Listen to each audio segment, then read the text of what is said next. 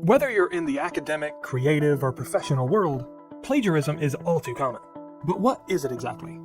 According to the Oxford Dictionary, plagiarism is the practice of taking someone else's work or ideas and passing them off as one's own. Let's say you're writing something for the company newsletter, and you find a great article online that's full of useful information. So you take several parts of that article, change a few words around, and submit it without giving credit to the original author. That's plagiarism, and it can lead to serious consequences. In school, taking credit for someone else's work could mean you fail an assignment or class, or face disciplinary action. In the workplace, it could result in damage to your reputation, legal repercussions, or even losing your job. Even if you accidentally do it, such as forgetting to cite a source or misquoting someone, it can quickly get you in trouble. Luckily, we know a few strategies that'll help you avoid plagiarism. First, always cite your sources. Showing where you found your information gives credit to the original authors, and helps reinforce the legitimacy of your content. If you're quoting from a source, always quote the source's exact words. When inserting one into your work, place quotation marks around it, and be sure to include the author's name in the same sentence. When you want to discuss information from a source without quoting it directly, it's important you rewrite that information in your own words. Along with citing the source, use different language and sentence structures, and explore the source's ideas from your own perspective. This strategy can help you say something new, original, and plagiarism-free. Plagiarism can seem like an easy shortcut that'll save you time and effort, but it will only hurt you in the long run. Be clear and upfront about where you get your information, and you'll be free to create original content you can be proud of.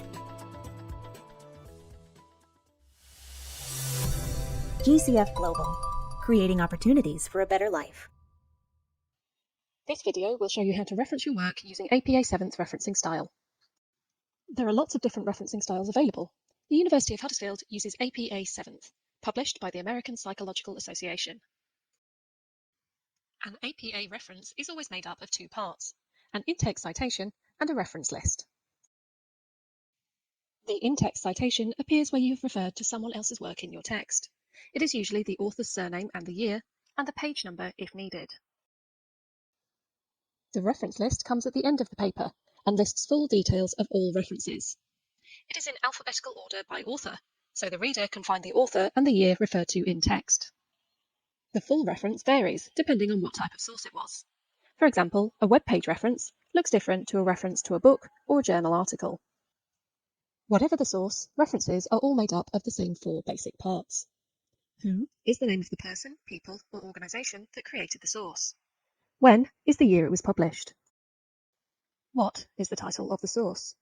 And where is where you can find it. Use the University of Huddersfield's APA referencing guide to find out how to reference any type of source. You can always contact the library for help. When you use the information and perspectives you found in other sources, citations give credit to the ideas of others and make you a more credible author. They can also help your readers find the same sources again. Citation styles are guidelines and conventions that different disciplines follow to present writing and sources in a consistent way. APA style, from the American Psychological Association, is a common citation style used in the sciences and social sciences. There are two main components of a citation. First, when you reference another source, include an in-text citation in the body of your paper. In APA style, this citation includes the author's last name or organization, comma, and the year in parentheses. If there are more than 3 authors, include the first author's last name, then use the abbreviation et al., which means and others. Then, include a complete citation in the reference list at the end of your paper. Your in-text and reference list citations should match. A reference list citation typically includes the author, the date, the title of the work, and the source, or information about where you can get it, including any URLs or other links. Each part is separated with a period. In the reference list, use a hanging indent and organize your references alphabetically by author's last name. This helps your readers skim through the list to find the reference for an in-text citation. Reference list citations vary based on the type of source you're citing and the information available. Use the official style manual or an online citation guide to check which details about the source you should include. Let's take a look at one example. In college, you'll probably be citing a lot of academic journal articles. First, include the last names and initials of the authors. Use the ampersand sign for and before the last author. Then include the year the article was published in parentheses.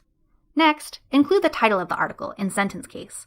This means only the first word of the title and subtitle and any proper nouns are capitalized. After that, include the academic journal where the article was published, in italics. Academic journals publish collections of articles throughout the year. A journal might have a volume for each year and publish a new issue every few months. Separate the journal and the volume with a comma and italicize the volume number too. If there's an issue number, include that in parentheses, and add the page range.